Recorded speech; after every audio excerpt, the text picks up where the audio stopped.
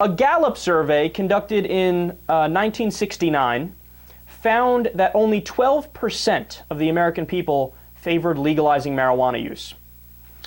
A national Pew Research poll released Thursday shows that the majority of Americans now support pot legalization at 52%. So I'll say it one more time. In 1969, only 12% said let's legalize it.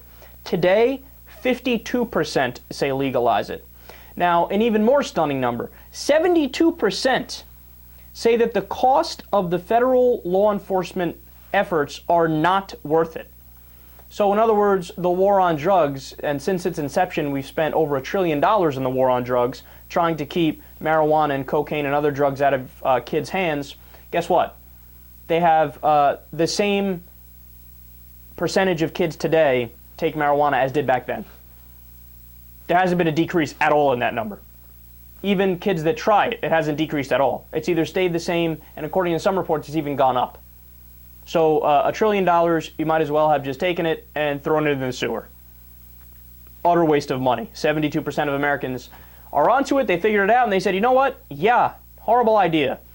So to put this in perspective even further, just how big a deal this is, support for legalizing is up 11 points since just 2010. So that's, what, 3 years ago? 3 years ago, it was 11 points less. Look, I don't know where the support came from. I don't know why it moved in that direction, and I don't care why it moved in that direction. All I know is that it's going in the right direction. And it all goes back to a simple reason. Look, if you are somebody who doesn't like marijuana, okay, don't smoke marijuana. Nobody's forcing a joint in your mouth. It's like the same thing with gay marriage. People who are against gay marriage, all right, but nobody's asking you to blow a dude. Nobody's asking you to get married. You don't have to if you don't want to. To each their own, right?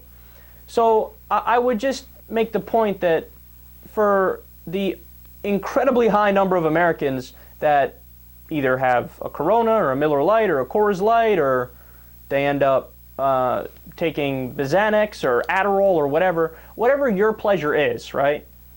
Just understand that there's no moral dimension associated with drugs that are illegal. It's not like cocaine or weed is morally inferior or for some reason more wrong than your drug of choice, which might be Jack Daniels or Jose Cuervo.